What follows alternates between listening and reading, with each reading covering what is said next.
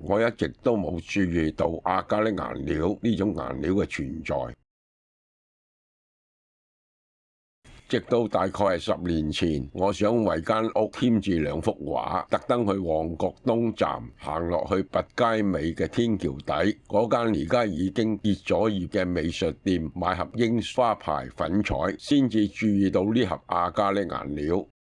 中文叫做塑膠彩，話係水溶性，24色98蚊，即係4個零銀錢一色，唔算太貴，都可以接受。於是買盒嚟試用下。亞加力顏料根據維基百科查到，正式嘅名稱係叫做丙烯酸顏料，喺1983年面世，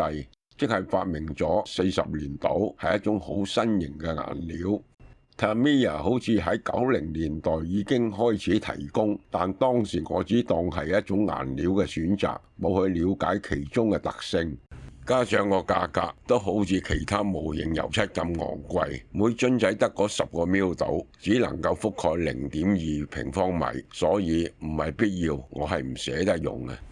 有一次喺一啲新聞圖片度見到有間機構安排咗一啲 Tamiya 嘅細樽顏料，俾啲小學生喺紙上塗鴉，我覺得太浪費啦。但圖片亦令我認識到呢種顏料其實都可以用嚟畫畫，而且色彩豔麗飽滿。不過前提係要寫得咁貴都用。Tamiya話佢哋嘅亞加力顏料係水溶性，但之前我誤會咗，只有佢哋嘅亞加力先至係水溶性，唔係所有嘅亞加力都係水溶性。之後先知道原來所有叫做亞加力嘅顏料都係水溶性嘅。講到水溶性顏料，最初接觸當然係小學美術堂，先生叫買嗰啲所謂水彩顏色，其實正式個名係叫做廣告彩，顏色好暗淡，覆蓋力又弱。加上當時大部分美術堂嘅先生對美術學科接近零認識，極其量只係濫竽充數，所以90%以上嘅學生都係畫到烏哩馬查，不知所畫，因此令我對水溶性顏料毫無好感。直到好多年後，我先至發覺小學更低年級使用嘅粉彩色筆，只要摸索到一啲基本嘅技巧，原來都係可以畫出色彩鮮明嘅圖畫。盒亞加力彩翻嚟試畫 OK， 不數比廣告彩順滑得多，色彩又接近粉彩嘅鮮明度，而且仲有2樣嘢係粉彩做唔到嘅，就係可以覆蓋底色，同埋乾咗係唔會甩色。之後我再發現亞加力顏料除咗可以畫落喺畫紙度之外，仲可以好方便喺瓦坑紙面、木板同埋塑膠面呢啲經常會接觸到嘅物料度上色。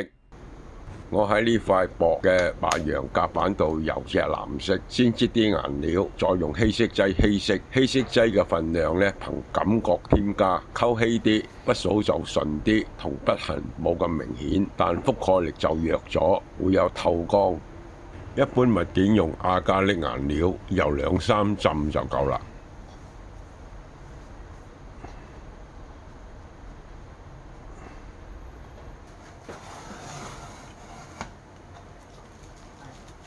至於顏料嘅持久性，台底呢幾個層架嘅支柱都係雜木碎料油白色嘅亞加力油，油咗4-5年都仲冇乜明顯嘅變黃變舊。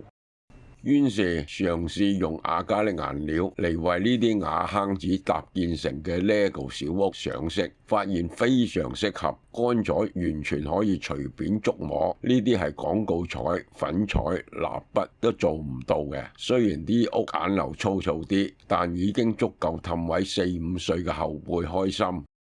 10年前喺宜家買咗幾件家私，質量最差嘅就係呢個電視櫃，擺咗幾年，櫃邊嘅木紋貼紙有啲剝裂，造成淺色嘅木板露咗出嚟，觀感上有啲甩皮甩骨感。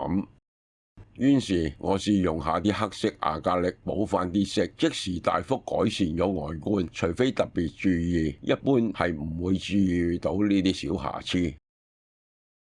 而啲牆係好難完全冇污跡嘅，用啲白色亞加力油遮上去，會即刻冇咁礙眼。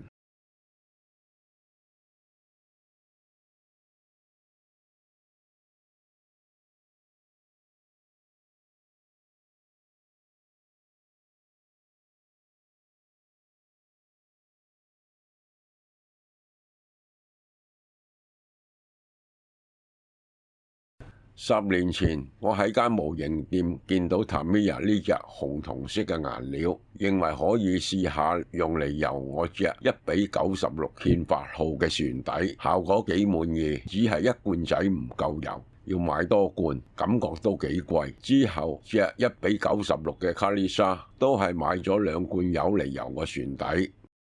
直到最近，我見到淘寶有阿加力金屬色油，比一般顏色貴40%到，於是我買咗隻青金色、紅銅色同隻銀色嚟試油下。我攞塊透明嘅阿加力膠板，先噴一層黑色嘅燒基底油，加強個附着力。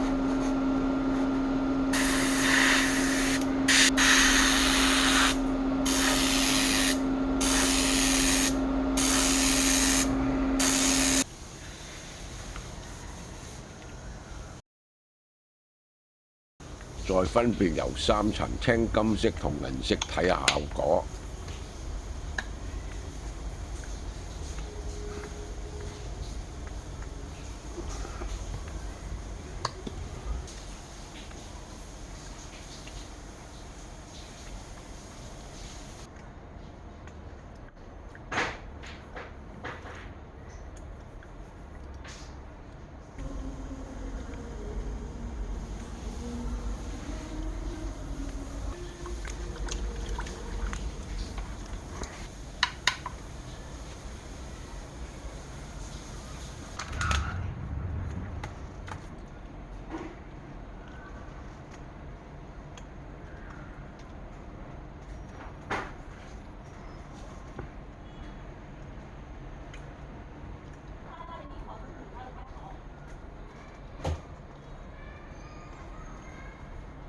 乾晒之後，認為金色同 Tamiya 嘅普通金油差唔多，但隻銀色嘅反光度好似弱咗啲，但都算 OK。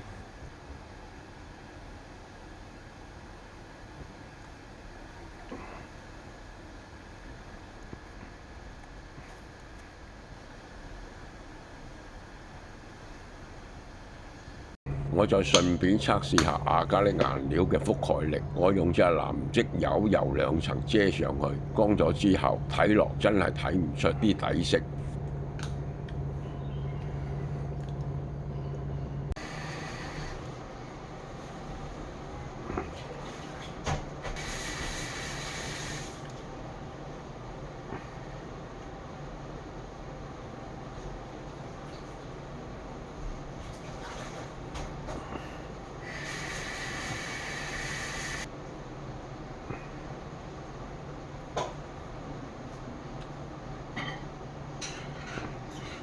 不過要注意喺塑膠表面，尤其係光面，要打咗底油再上色，乾透之後，咁就算用3M 膠紙黐上去，都唔會黐甩啲油。呢個膠蓋就係冇油底油，結果一撕啲色就成片咁甩。但喺非光面嘅紙質同木板度，係全唔需要先油底油。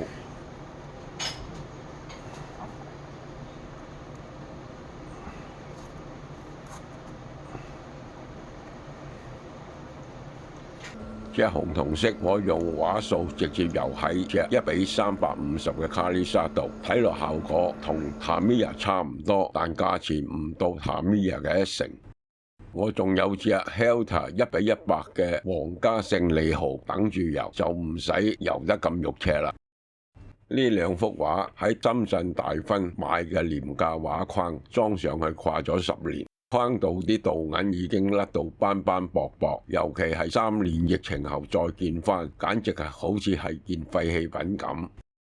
於是，我嘗試買支藍色嘅阿加力嚟翻新個畫框，油咗2層，成個畫框新晒，好似喺而家買嘅畫框咁靚。之後，我再幫位朋友翻新之前送俾佢嘅一幅帆船畫個畫框，佢話個新框令我聽得新淨埋。不過阿加力顏料唔係咁襟磨，只適合畫畫、靜態模型上色或者一啲好少會觸摸到嘅表面，但對經常會摸到嘅地方，阿加力顏料會比其他油漆更加容易磨蝕。